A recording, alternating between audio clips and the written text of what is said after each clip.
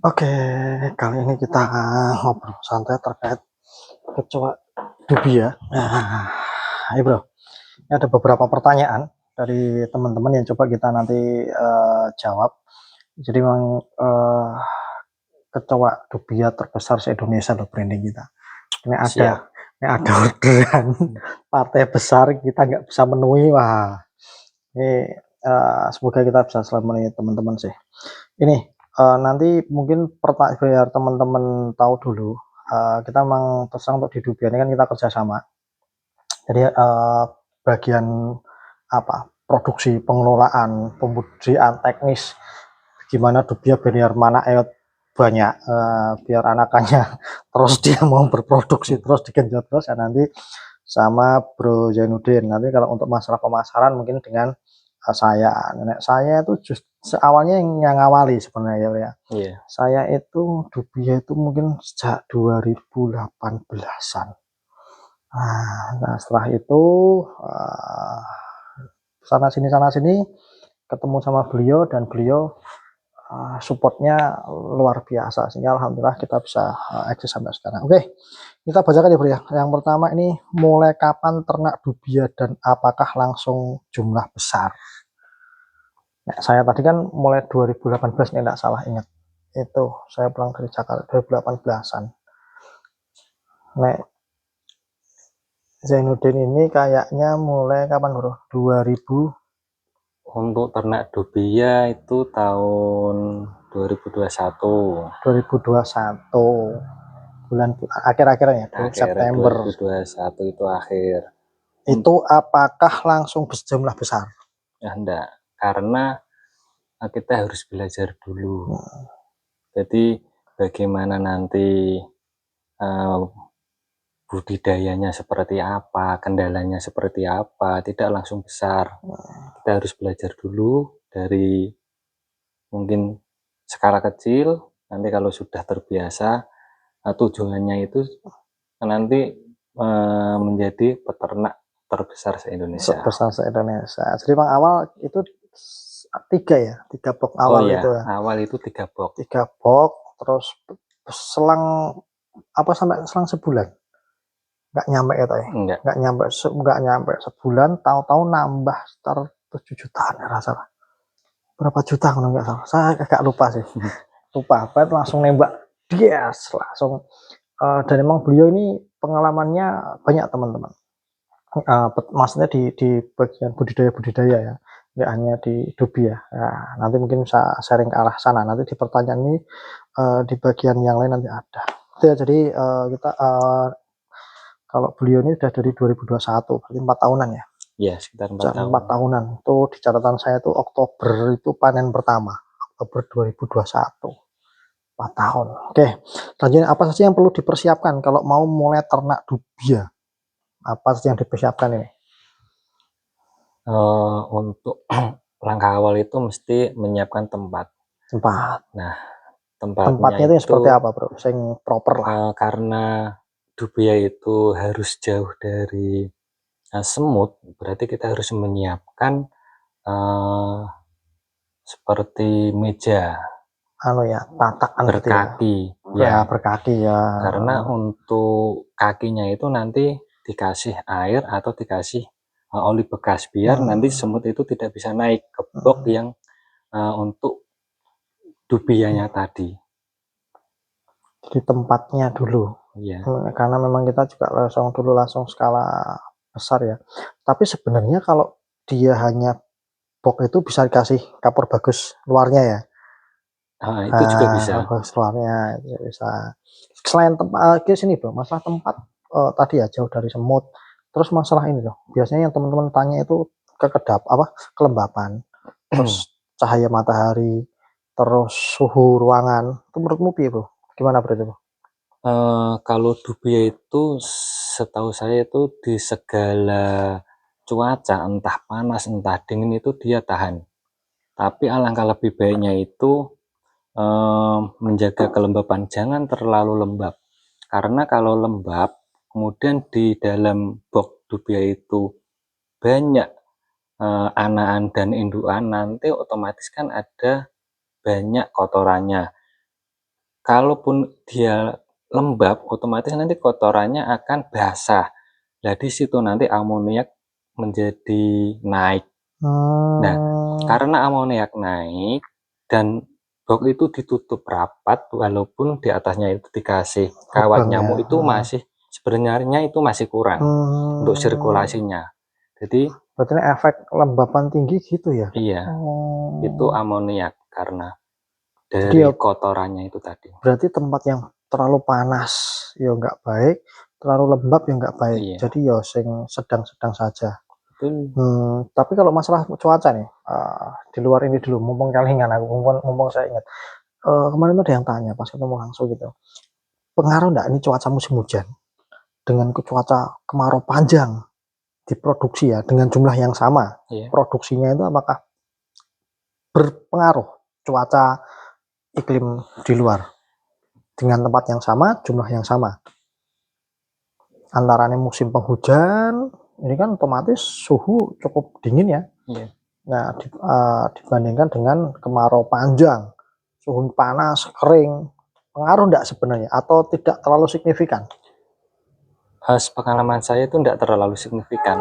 Yang penting bisa menjaga suhu ruangan, jangan terlalu dingin. Kalaupun ketika di musim dingin atau musim hujan itu jangan terlalu dekat untuk penyusunan raknya itu. Jadi antara box 1, box 2, box 3 itu jangan terlalu Oh, dekat. berarti sirkulasi Iya. udaranya ya. Jadi Jadi space-nya nanti biar ada udara masuk di sela-sela box itu tadi. gitu ya. Jadi jangan terlalu padat juga ya. Iya. Oke. Terus tadi apa ya? Selanjutnya belajar dari mana ternak dubia ini? Selain kita sharing ya. Iya. Selain kita sharing nih, pengalaman pribadi belajar dari mana, Bro? Untuk awalnya itu kan memang dari Bro Wahyu dulu. Nanti step by stepnya seperti ini. Nanti cara ngasih makan, ngasih minum, kemudian nanti ganti tray dan lainnya itu dari Bro Wahyu. Tapi untuk seterusnya kita kan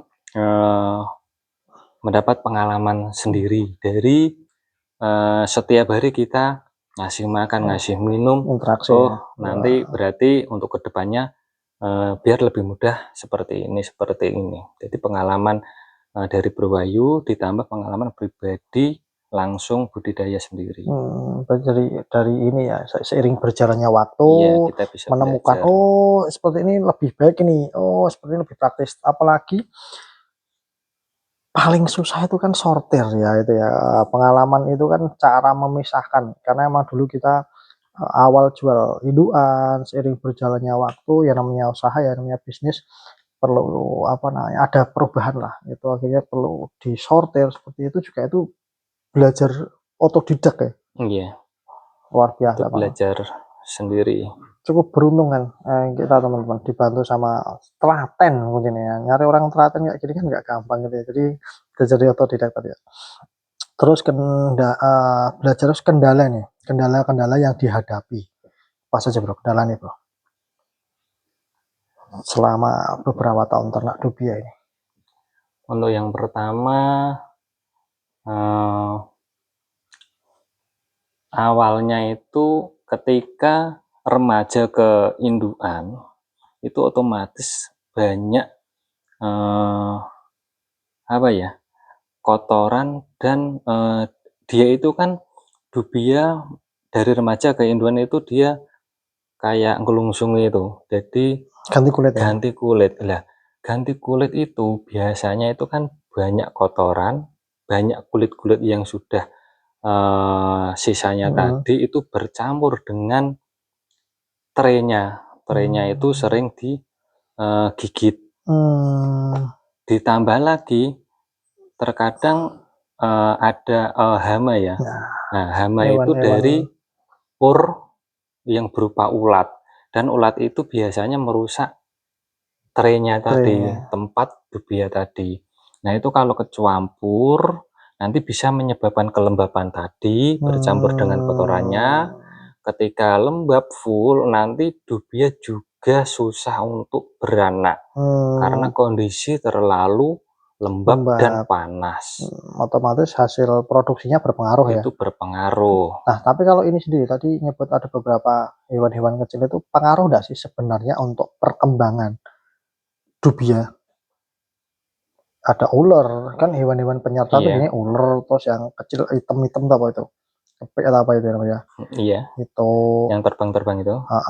malah ada juga di tempat lain tuh laba-laba kecil loh. Laba-laba kecil dan tomcat. Tomcat juga betul. ada. Lah itu sebenarnya ini enggak, maksudnya dia berantem sama dubianya, makan apa padu apa gimana gitu, sebenarnya itu pengaruh signifikan enggak untuk perkembangan dubia? Enggak ngaruh. Enggak begitu ngaruh ya? Enggak ngaruh karena ulat itu aktifnya di siang hari. Kalau dubia itu dia di malam hari. Otomatis dia nyari makannya itu sudah beda. Berarti sip-sipan misalnya. Iya, udah diatur dari sananya. Kepik makannya juga siang, ulet juga siang, tomcat juga siang. Baik ketika yang lain makan dubia masih belum aktif. Belum. Nah, malam ketika yang lain tidur dubia baru makan. Baru naik. Berarti itu ya teman-teman, sering banyak yang bertanya itu masalah hewan-hewan penyerta itu sebenarnya tidak terlalu signifikan. Enggak ngaruh. Kalaupun ngaruh itu di makanannya lebih boros. Di situ saja. Karena yang makan lebih banyak. Double. Gitu. Dan juga itu pengaruhnya nanti ketika kita panen mau sortir yang anakan. Nah, memisahkan antara dubia-dubia baby dengan hewan penyerta itu. Terus tadi kendala sudah, terus apa saja sebenarnya manfaat kecoak dubia? Nah, manfaatnya sebenarnya manfaat, ini jatahku ya. Manfaat itu kita belajar dari teman-teman atau pelanggan-pelanggan kita itu memang paling banyak kan di peternak arwana, peternak reptil, juga peternak burung. Jadi memang dubia itu saat ini paling besar itu manfaatnya untuk makan ya, untuk makan hewan lainnya. Jadi itu reptil itu seperti di gecko, bearded dragon, terus lizard, salva dan lain untuk cemilan ya, seperti lizard atau kadal ya, kadal-kadalan berkaki 4 itu kan memang makannya daging, tapi serangga itu kan biasanya untuk tambahan cemilan protein. Tapi yang paling terus memang di arwana. Di dunia burung juga sudah mulai terkenal. Di dunia pancing, nah itu juga udah beberapa mulai kenal meskipun belum begitu familiar. Di dunia burung, di dunia paling belum. Itu ya kan beberapa manfaat untuk saat ini ya, itu memang untuk makan hewan lain. Nggak tahu nanti di masa depan kalau untuk mungkin bermanfaat untuk kosmetik atau untuk obat atau untuk diekspor ke negara mana gitu untuk cemilan negara tertentu yang kita belum tahu. Terus selanjutnya bro, manfaat tadi sudah, terus selanjutnya pakan.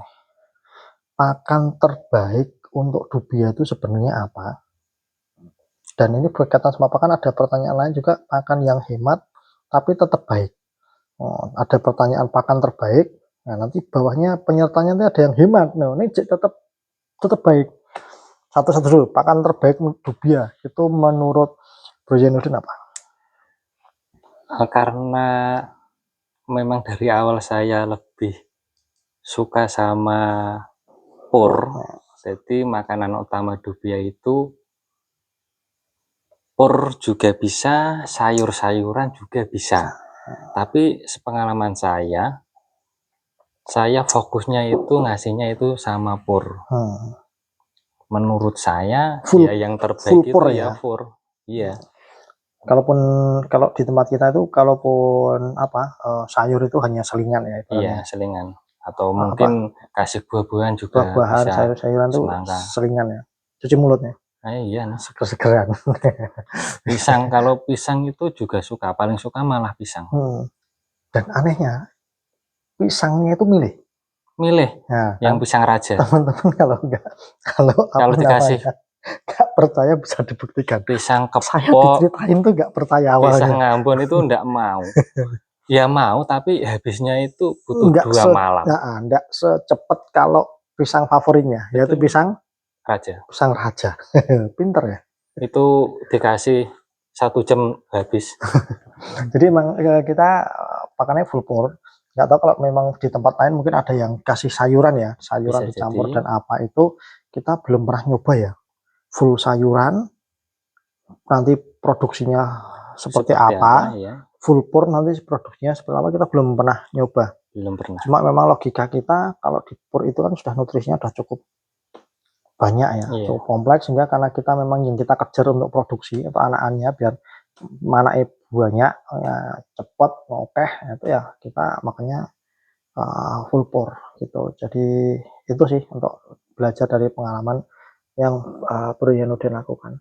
Terus ini Bro, pur. Nah, ini teman-teman. Saya tuh dikasih tahu, pur yang dia beli pur mahal. Pur di tempat saya pur biasa. Itu saya dikasih tahu kalau dubia yang besar, saya ambil dari tempat dia dubianya udah agak gede. Dibawa ke tempat saya, dikasih pur yang biasa. Nggak doyan. iya. Awalnya gak percaya. Tapi karena terus terbukti, ya percaya. Jadi itu apa dubia ini ya? Saya enggak tahu sih hewan yang lain seperti itu atau enggak. Apa nek ayam tuh ya nek kulino kasih enak terus tiba-tiba dikasih pur yang grade-nya lebih rendah kayak gitu. Sama. Oh, kan Iya. tetap nalurinya dia ada ya. Iya, tetap Kulino. tetap sama. Jadi semua hewan, Hmm, setahu saya itu hewan peliharaan pun hmm, itu kalau biasa, misalnya kambing, kambing hmm, setiap hari dikasih hmm, rumput yang bagus seperti odot, itu kalau lain hari dikasih untuk yang daun kering-keringan dia juga mau, cuma tidak hmm, mungkin secepat habisnya yang hijau-hijauan. Itu tetap ada bedanya, hmm, karena dia kebiasaan makan enak. hmm. Itu ya, memang naluri apa namanya ya masih apa kelihatan banget sih. Terus sehingga di tempat saya itu kalau udah lapar banget baru habis. Itu kepaksa itu berarti makanya. Itu wis luwe wis keroncongan lah akhirnya ya seneke kuwi ya wis lah dimakan seperti itu. Terus tadi pakan pakan yang hemat, pakan hemat tapi tetap baik. Ada enggak? Hemat mungkin enggak katul terus sisa-sisa nasi terus ya tadi mungkin sayur atau daun-daunan apa mungkin kalau di rumah ada mungkin di rumah ada kebun pepaya tapi tetap baik tadi mintanya pakan yang hemat tapi tetap baik apa ya jar basuki mau ya mana bro menurut lo bro. Kalau pakan murah tapi produksinya itu terbaik itu nggak mungkin, karena nggak masuk. Jadi pabrik itu mengeluarkan grade hmm, harga yang hmm, berbeda itu mesti nanti outputnya juga berbeda. Ketika pakan mahal, otomatis produksi dan pertumbuhannya itu mesti cepat. pengaruh ya Pengaruh, termasuk untuk di produksinya dan perkembangannya perkembangan juga ngaruh. lebih cepat gede ya. Dia lebih cepat besar kalau pakan mungkin ah, mahal ya. ah, Pakan itu kan ada kelas-kelasan, mungkin di ah, bawahnya itu dia juga mau pertumbuhannya juga beda. hmm, Paling hmm, berasa itu di pertumbuhan. Kalau di pakan full pour. oh lebih anu ya kelihatan banget pertumbuhan dia lebih cepat juga besar Iya. ya. Oh, oke oke. Kalau untuk pakan non pur atau mungkin sayuran, buah-buahan, itu dia tetap makan, dia tetap mau, tapi untuk nutrisi tetap akan berbeda dengan full pour. Berbeda. Oke oke oke. Ya jadi emang ya tadi Basuki mau mobil ya teman-teman. Jadi kalau katul pun juga ya mau gitu loh. Tapi nanti Mau, otomatis perkembangannya berbeda. beda. Oke. Oke, berarti untuk beberapa pertanyaan untuk episode ini kita potong sampai sini dulu. Nanti masih ada beberapa pertanyaan lain akan kita sambung di episode selanjutnya. Bagi yang mau pesen Dubia bisa nanti bisa WA di nomor kami di bawah. Insya Allah siap mengirim siap kirim di seluruh Indonesia mulai dari Sabang sampai Merauke. Insya Allah kita sudah pernah ya dan kita pelopor penjualan Dubia kiloan. Nah, itu nanti harga Dubia dan sebagainya nanti akan kita bahas di episode selanjutnya. Terima kasih.